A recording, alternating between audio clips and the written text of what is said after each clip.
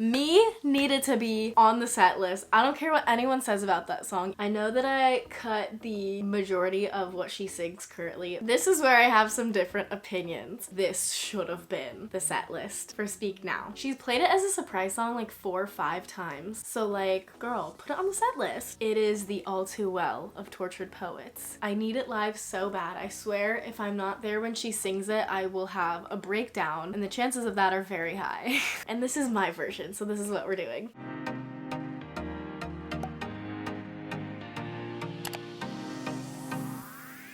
Hello guys, welcome back to the channel. It's Nina. If you are new here, welcome. I'm so happy to have you, and if you're not new, thanks for coming back. I'm so excited to do this video. I saw this idea on TikTok yesterday and immediately went to work on this because I have so many thoughts, and it's also just so fun to think hypothetically what would your personal 13 out of 10 Eras Tour set list look like, and it really got my mind going. And I did a similar video to this before the Eras Tour happened about my ideal Eras Tour set list, but it was mostly like my predictions and songs that I thought were gonna be on the set list, the ones I would have loved to see on the set list. So if you haven't seen that video, I will link it down below, and you can see how right and how wrong I was about the Eras Tour. But now that it's been over a year of the Eras Tour and we've seen the set list, we've seen the changes, we've seen songs being swapped in and out in the order of the eras, now we can kind of go back, look at the set list, and then create our own perfect ideal set list. I've seen this concept often on TikTok where people will say like, oh, create your ideal Taylor Swift track list album, like your favorite track 1, your favorite track 2. So I feel like this kind of fits into that kind of trend where you know that it's just like a delusional fantasy. You know that Taylor would never do a tour like this, but it is fun to imagine. And this girl on TikTok, I will show you guys her TikTok. This idea yesterday I called Bestie. I was like, make a playlist of your ideal Eras Tour. So 44 songs, 2 surprise songs in order of how she plays each era. You can put as many songs from whatever album you want, but you have to have at least 1 song per era. And it's 44 songs, 2 surprise songs. But basically she said create your own Eras Tour with your friends, your ideal songs from each album, the same amount of songs, so 44 songs, and there has to be 1 song from each era, but how you distribute the 44 songs is up to you. But I just thought it would be so fun to go through the whole set list just for a minute. Imagine what it would be like if my favorite songs were on the set list. I am making all of my friends do this as well, so maybe I will share some of those with you guys at the end here. So yeah, let's get into it. Okay, so I'm going in order of how she has the eras currently. So we're starting with Lover, the opening era, which is literally the most perfect opening ever. I cannot touch that opening, like the intro with the Lover house, the Miss Americana, and you know, all of the album names weaved into this little intro instrumental. It's all perfect, and I couldn't have imagined a more perfect intro to the tour. It's everything that I wanted and everything that I thought that she would do. So I'm keeping that first part the same. Miss Americana into Cruel Summer, iconic. This is where I have some different opinions. I know that Taylor likes to weave in the singles, mostly like the radio hits, but that is not the point of this little trend. I'm going to be going my own direction with this Lover set. So next we're gonna go into Afterglow. I can just imagine with that orange bodysuit, the pink bodysuit, like I could just imagine what this would look like with all of those Lover bodysuits, but she would add like a cape. She would have some flowy costume piece added to her for this part of the set. We would do Afterglow, and I'm gonna say she'll do the first verse, chorus, and then straight into the bridge. We'll skip the second verse. I could just imagine the visuals of Afterglow, like all the colors, like everything about the Lover set screams sunset. The pink, orange, yellow vibes, it just like would go so well with Afterglow, and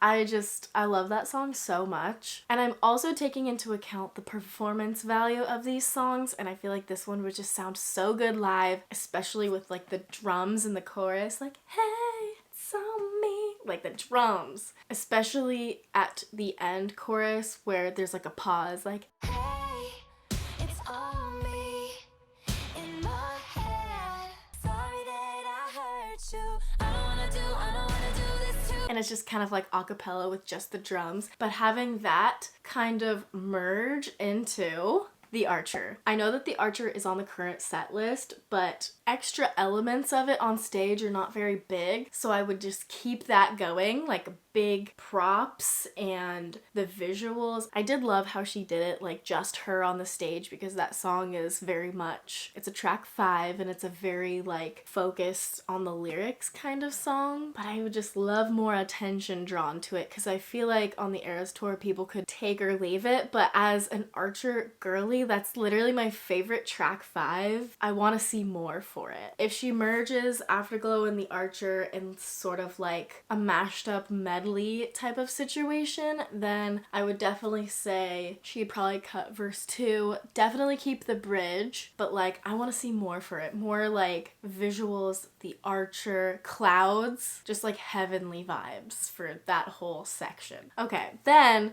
moving on, Lover. I want to keep Lover on the set list because I love when she plays guitar live, and I just love that moment. You know, that's like her introduction to the tour, the speech, everything. It's the title track of the album, and I do really just love that song, and the pink guitar is everything. So everything about Lover, keep the same. But after Lover, I felt like we needed something bigger to end out the Lover section, so I'm going to keep You Need to Calm Down. And she can wear the blazer. She could put on the blazer for this part, because I am cutting the man, because I like the song and the dance is fun, but like it's not my favorite song on Lover. She can keep You Need to Calm Down because I feel like that's a fun song for the audience, especially like let me see your hands, do. So she can do everything pretty much the same for You Need to Calm Down, but going from the chorus straight into Me needed to be on the set list. I don't care what anyone says about that song, it needed to be on the set list. That song is so fun and would just be like a great performance. I could just see like how big it is. If you think about the Me music video, it was so fun and colorful and captured the entire aesthetic of Lover. So I could just see that being like the ultimate finale. So she could do the verse, the chorus of You Need to Calm Down, Let Me See Your Hands, whatever, and then right after that, it kind of like pauses and then it goes, I promise that you'll never find another like me, and then yes, like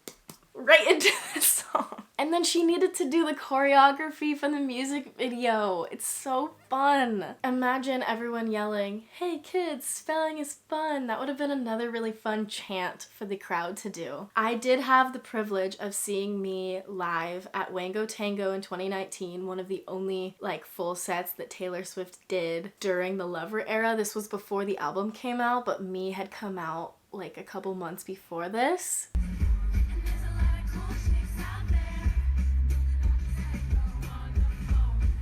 But it was so fun to see it performed live. I cherish that. Okay, so that is the finale of the Lover section, and then she goes away. Moving into Fearless, this is another thing. I love Fearless second in the set list. I think it's a perfect second set to go into. It's like the one that everyone grew up with, the nostalgia of it. Aside from 1989, this is Taylor Swift's more mainstream album that most people know the words to. So I love that, but I would merge Debut with Fearless. If we're taking Debut off the set list, why not just put one of the songs into the Fearless set? Like she should have weaved it in there because Debut deserved more. So we can keep the opening the same, Fearless with the sparkly guitar, and I feel like a lot of people forget the sparkly guitar came from Debut. It came from that era. So she'd sing Fearless the same exact way, hand, heart, and everything.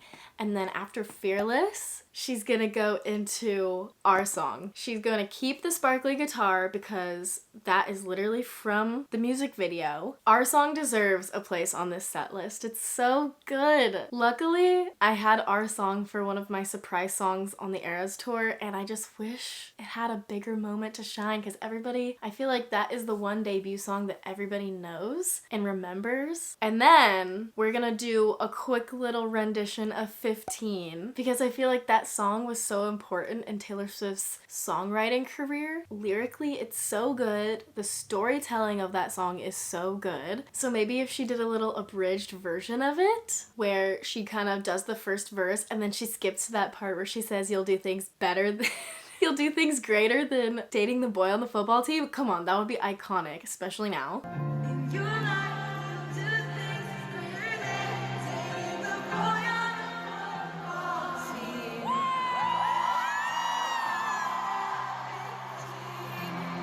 I feel like 15 is a perfect transition into You Belong With Me because they're both like high school vibes. So if you did like a little 15 abridged version intro into You Belong With Me, and then of course you have to have Love Story. Like, I just feel like there's some songs that need to stay on the set list no matter how many times you've heard them, and I will always get down to Love Story. So that is, you know, the perfect ending song. Obviously, it's one of Taylor Swift's most popular songs. It's not one of those that's like overrated. It might be overplayed, but it is a song that every Swiftie holds dearly. Okay, so if we're going through the new order of the eras, the next one would be Red, and I like the opening of Red. I like how it's 22, and I love the shirt, how that plays into the original costume of that era and everything. I love that. So 22 can stay the same. I might cut part of that song out, maybe the second verse or something. The bridge is iconic. That's just like the most fun part of the song, so she can keep that. But this is where I'm gonna switch things up. So the next song is gonna be Holy Ground, and they're gonna bring out those drums on stage. I needed that. I needed the Holy Ground drums.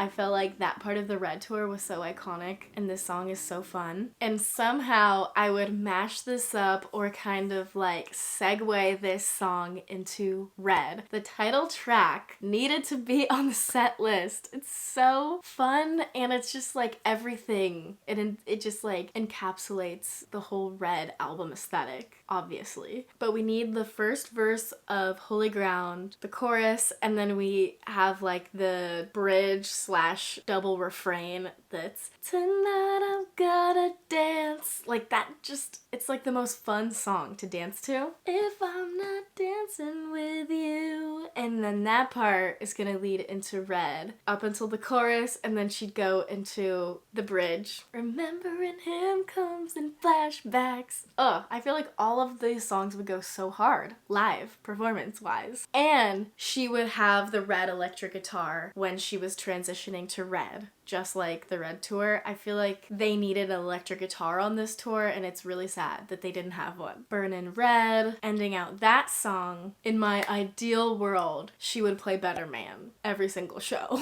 This is my favorite song from the Red Vault, save for All Too Well 10. I feel like All Too Well 10 kind of stands on its own, but if we're talking about the other Vault tracks, Better Man is so good, and I need a live performance of that with not just acoustic, with production, the band, backup singers, the big moment in the bridge where, you know, you would have been my one if you were a better man.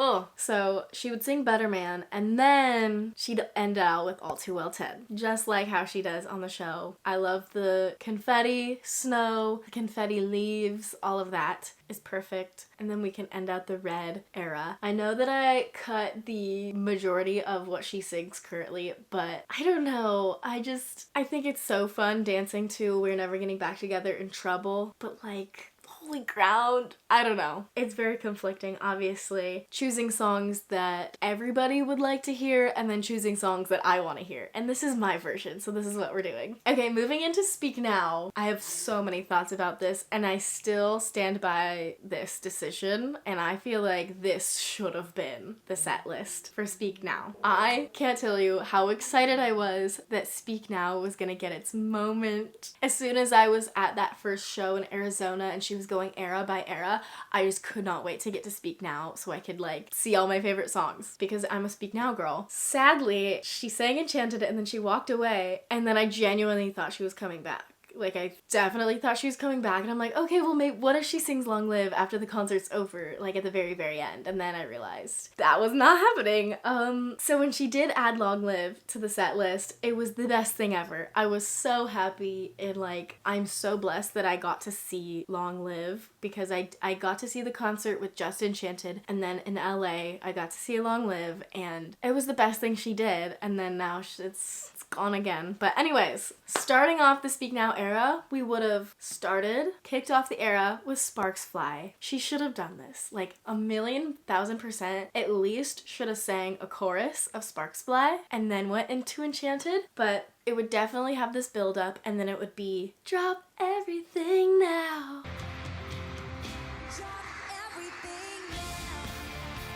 And then I feel like for the outfit, since she has that beautiful ball gown, like she couldn't really sing Sparks Fly in a big beautiful ball gown the same way that it needs to. So I'm thinking she would have some kind of bodysuit slash like romper skirt situation going on first. For Sparks Fly. She'd like come up in the cloud of smoke, drop everything now, and then she would sing at least like the first chorus. After the chorus, she'd go throw on a banjo. And then we get to our second song of the Speak Now set, which is Mean, which deserves its moment in the spotlight because that song won 2 Grammys. 2 Grammys. The banjo is iconic with the 13 on it and everything. She doesn't have to sing the entire song of Mean, but I would love her to. I would definitely keep the bridge in there. Drunk and grumbling on about how I can't sing. Imagine the crowd. Oh, literally. And then every single time during the bridge, she could like say a different city, like, someday I'll be singing in wherever city, because she changed that when she sang it on the Grammys. Someday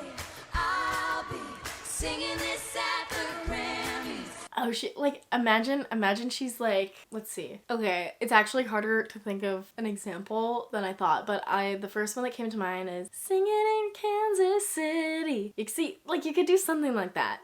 So then, yes, she would sing Mean, and then we would go into Enchanted, and then she could add on a big floofy skirt, kind of like she had on the 1989 tour when she sang Wildest Dreams. She had the big fluffy skirt, and then she took it off to sing Out of the Woods. In this case, she would put on the big fluffy skirt, sing Enchanted, and then she would sing Long Live, and that would be the end of the era. Exactly how she did it with her whole band up there singing. That would have been perfect. So that is my Speak Now era ideal situation. Then we move on to Reputation, and for Reputation, I feel like the opening was perfect. Obviously, like Ready For It is iconic. The choreography, the aggressiveness of it, that was the start of the rep tour, the opening sequence here. Ready For It, all the same. And then she would go into Don't Blame Me, because that one is iconic, and the high note in the bridge is like literally the best thing ever. And I am so happy she put this song on the set list because I was not sure she was going to. She doesn't always sing that extra high note in the bridge, but sometimes she does, and it's iconic. So after Don't Blame Me, she's going to sing King of My Heart, and they're gonna bring out the giant drums, have that beautiful production, everything. Oh my gosh. And in this case, she has different outfits for the Reputation era, and the snake would be gold in my brain when she is singing this song, because the King of My Heart outfit on the rep tour was black and gold. She would sing verse 1, chorus, and then she'd go straight into the bridge, and then she'd have that, like, you know, the low bridge, King of My Heart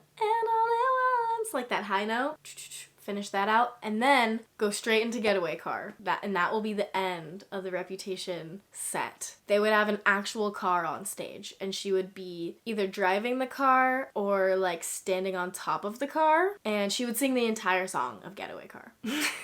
And if you're losing count of how many songs this is, some of these songs I am counting as one time slot, one song together, if they're like mashed up enough that it equals the amount of one song. So in my mind, those 2 songs are going to be one song. Because that on the Reputation tour, like the performance of it, it was near the end of the concert. Those 2 songs are literally just some of my favorite from Reputation. Like that 3-track run, Getaway Car, King of My Heart, Dancing with Your Hands Tied, so good. So we're ending the Reputation era with Getaway Car, and the car would just drive back off the stage. And that would be perfect because then Folklore is going to be next, so she's already right there where the house is going to come out and everything. Moving on to Folkmore, so I'm keeping it combined because that's how it is now. This one is a little different. So first, she's going to sing 'Tis the Damn Season first, like she should, because I think like on Evermore, one of my favorites, it's literally like my top 3 on Evermore, I think. 'Tis the Damn Season, Champagne Problems obviously is like so good, but 'Tis the Damn Season is like right up there with songs that I re-listen to all the time from Evermore. So I would keep it the way that she has it as the first song on the Evermore set and the abridged version. And then it'll be like wintry. Like she'll sing 'Tis the Damn Season, it'll be like snow and all that. And then after she sings the end of that song, it's going to go into spring and like we're gonna be changing seasons and like the visuals and everything. And then she's gonna sing August. So she's gonna go like from winter into spring, summer. So she's gonna sing August the same way she does, and then she's gonna walk up into the Folklore cabin at the end of August and get on top of the Folklore house, and she's going to sing Peace. Peace deserves more. I feel like that song was a song I didn't appreciate when I first heard it, but over the years of listening to it, it's become one of my favorite songs from Folklore. So she's gonna sing that on the Folklore cabin, all of that, and at the end of the song, she's gonna go down and sing Betty, like she usually does, standing underneath the little cabin, because Betty is just an iconic part of Folklore and really getting back to her country roots. It's got the harmonica. I just love the guitar aspect of Betty as well. And also she still needs that moment to do her little speech. So she sings Betty, and then she walks over and does Champagne Problems on the mossy piano. And then after she sings Champagne Problems, everyone cheers. She's gonna have the last song in the set, which is going to be Long Story Short. I feel like this song kind of just is overlooked now. I feel like I don't hear people talking about it, but it's so fun. It's the most upbeat song on Evermore. I feel like that encapsulates Folklore and Evermore because Long Story Short, it's like a storybook. It talks about like falling from the precipice, and then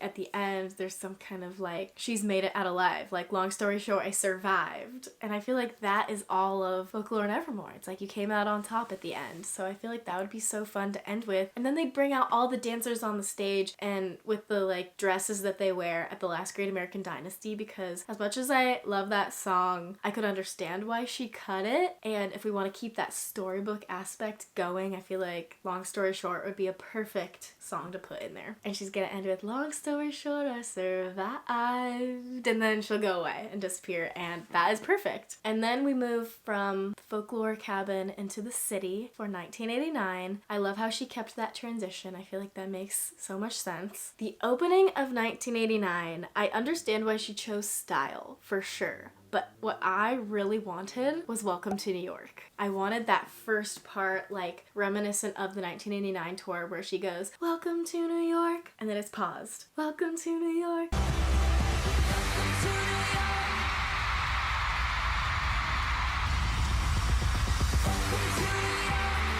All of that build up of that song. So she would sing that first chorus and then it would transition into style after that. Welcome to New York, welcome to New York. Clap, clap, and then into the style guitar riff. And then I'm also keeping Blank Space on the set list because again, the golf club is iconic. I love the choreography of this song. I might skip the second verse of it so that we can have more time in the 1989 era for the other things that I want to happen. So a bridge version of Blank Space and then Out of the Woods. I was shocked this was not on the set list. I mean, I get it. Like, there was so many songs to choose from 1989 because it was an album beloved by all. She had so many singles and music videos, and Out of the Woods was her last single, or no, her second to last single if you count New Romantics. I feel like a lot of people were expecting New Romantics or wanted New Romantics on the set list. I could have gone either way on that one, but Out of the Woods was one I desperately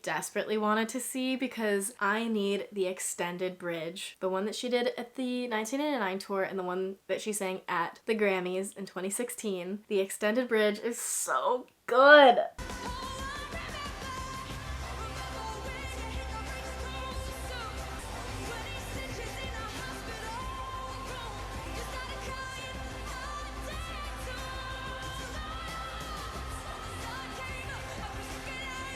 In the paper airplanes, like those are so iconic to 1989. I would have loved for her to bring back the airplane confetti. I mean, she had extra confetti for All Too Well, so I'm like, come on, we needed the paper airplanes. So definitely Out of the Woods with the extended bridge. 20 stitches in a hospital room. If you haven't seen that, go look it up. It's amazing. So she would sing Out of the Woods full out, extended bridge, and then she would sit down at the piano, and in my brain, it's the piano from the 1989 tour that's like, looks like very otherworldly, but it's so pretty. And she would sing clean. She would sing all of it. She's played it as a surprise song like 4 or 5 times because she knows how much we love it. So like, girl, put it on the set list. I feel like it would be a cathartic experience for everybody, and I feel like 1989 needed that slow down moment because I feel like she's at a 10 for all of the 1989 songs. It feels like she's going in 2 times speed. So I feel like it needed that break, that levity. And then to end out the era strong, get it back high energy, we would end it with Shake It Off, because I feel like that makes the most sense. It was the lead single. It was the closer of the 1989 tour. I think it would just be so fun to end on that note. And I feel like a lot of people are tired of Shake It Off or think it's overplayed, overrated, whatever. But I think it's iconic, and it's like the song, if I hear it starts playing, I'm immediately on the dance floor. Like, I just love it. I love dancing to that song so much. So we'd end it with Shake It Off. And then going into our newest section, Tortured Poets. I will say, I have to give Taylor a hand because I had no idea what she was gonna do with the set list, but she made it better than I could have thought and did things that I was not expecting. But if I were to make my personal Tortured Poets set list, ideally for me, this is what I would do. I would keep the first part the same because honestly, it's like so fun, so perfect, starting with But Daddy I Love Him, going into high school. Just so, like, the choreography, the interaction with the dancers, the stage, everything about it is so perfect and fits that song, and it's happy and it's high energy. It starts it off very strong. The dress is perfect, everything. Next, Who's Afraid of Little Ol' Me? Exactly how it is. It's perfect. The rage, the Roomba thing that she goes around the stage with, the note changes. It's exactly what I hoped for, and for some reason I wasn't sure she'd put this on the set list, but the more I listened to it, I'm like, this has so much stage presence. It's a powerhouse of a song. Keeping that one the same. And this is where I take a turn here. The third song I would choose for this is I'm Gonna Get You Back from the anthology, because imagine that bridge live. Even if she just sang the first verse, chorus, and then straight into the bridge, which is what she does with a lot of the songs if she's doing an abridged version of it. But can you imagine, like, bygones will be bygones, eras faded into gray? Like, eras? Come on! And that one part that is just like silent. Still wanna play the game, ha.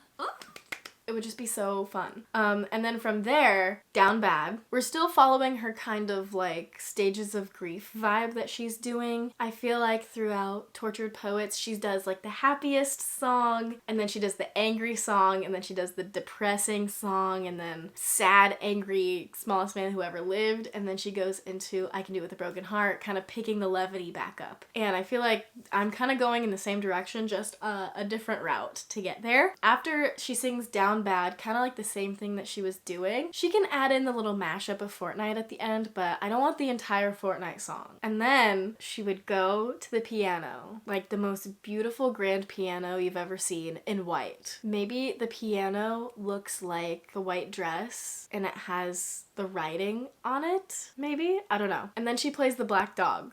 Yeah.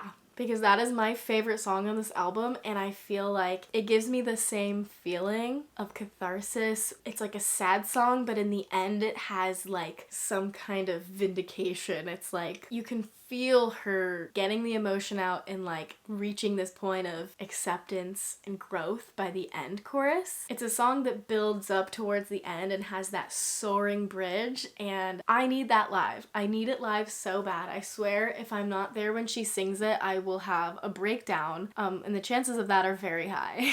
But just imagine her holding that note in the bridge and everyone is just like screaming. I just feel like it would be such an experience. Okay, so she goes from the black dog, and this might be her like moment where she's like down and she's like, you know, so depressed. Maybe at the end where she's singing the bridge, she stands up from the piano and then she slowly like goes to her knees and does the same thing, like Smallest Man Who Ever Lived style. And then they pick her back up, and then we're gonna keep I Can Do It With a Broken Heart because I feel like it's the perfect way to end this section. What she did with the stage and the production and the dancers and the concept of it is better than anything I could have thought, and it makes so much sense, and it's so perfect to do like a show within a show. I do love The Smallest Man Who Ever Lived, but I love The Black Dog more, and there's only so much space on this set list. So that is what I'm going to be doing for Tortured Poets. And then we get to surprise songs, and you know, there's the guitar song and the piano song. My guitar song would be Last Kiss because I need to hear that song live. I just need to. I just feel like if I'm doing my ideal set list, all of my favorite songs need to be on it. So Last Kiss is gonna be the guitar song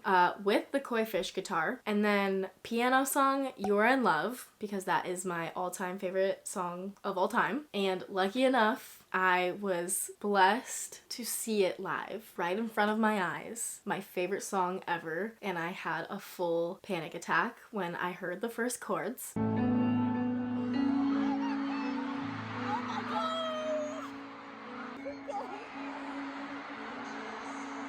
So we're keeping You're in Love as the surprise song. And then we get to Midnight's, our closer. This one is gonna be very different because this is my version and this is what I'm going to be doing. I love Midnight section. I think it's so fun. Such a great end to the concert. But I'm gonna bring the sad girl vibes for this ending here. We're gonna open up the Midnight set with Maroon, maybe like half of Maroon, an abridged version that's gonna go into Midnight Rain. And Midnight Rain is a pretty short song, so we're gonna keep those together as one. I feel like the opening bass line of Maroon, oh, it's so good. Not that I don't love Lavender Haze, but I was actually so shocked Maroon wasn't on the set list. And I was surprised, but hopeful that Midnight Rain would be on the set list, so I love that one live, especially because she needs to do the costume change. And then for Midnight Rain, we're going into the Great War, and it's gonna be a battlefield on stage, and with the dancers and the lighting and everything. It's gonna be a whole production for the Great War. And then she's gonna have a Midnight's guitar that is a blue guitar with the silver stars on it, and then she's gonna sing Dear Reader up on the platform in the middle of the stage like All Too Well, because Dear Reader needs its moment and it's such an important song that everybody needs to listen to more. And after Dear Reader, then she's going to do Would've, Could've, Should've with the whole band production happening on stage. Maybe not all of the verses of Would've, Could've, Should've, maybe she skips the second one, but she definitely does the bridge, and she definitely does the powerful outro, the up the octave outro. And then after Would've, Could've, Should've, she's gonna do Karma as the closer, because I feel like that is like the perfect closer for the concert. Everything about it, the dance, the jacket, the dancers, the confetti, everything, it works so perfectly. So that is my ideal Eras Tour, the Eras Tour Nena's version, if you will. I would love for you guys to do the same exact thing and put together your ideal Eras Tour set list, your version. Comment down below and we could all look at each other's different set lists, because it's just amazing how many songs Taylor has and how many people value such unique and different songs over Taylor Swift's whole career. Everyone has songs that are closer to them than others, and that is like the beauty of being a Swiftie. Everybody has different favorite songs, different favorite albums, eras, everything. I love seeing people who have like completely different favorite songs than me, because I feel like it tells you so much about them as a person, and this way all the songs are getting appreciated by everyone in a different way. Very similar to my album ranking video. If you ask somebody to rank your favorite Taylor Swift albums or to create your own Eras Tour set list, list, nobody is going to have exactly the same answer, and that is the beauty of it. Maybe some people do, and in that case, you're Swiftie soulmates, but anyways, this was just a fun video. I'm not like hating on the set list or anything. I think the set list is actually as perfect as she could have made it, and beyond anything any of us thought that she would do. Like 44 songs is absolutely insane. It's crazy to think about certain songs that are on the permanent set list that I wouldn't even believe were, and that you would die to see if it was your surprise song too. Like, I can't believe she plays Cruel Summer every night, August every night, All Too Well 10, what we only dreamed about for so many years. So anyways, the actual set list is perfect the way that it is. I'm not suggesting any changes, but I'm just saying if I were to see all of my top favorite songs, this is what it would be. So yeah, like I said, I'd love to know your Eras Tour, your version, so comment down below. Thank you guys so much for being here. I appreciate all of you for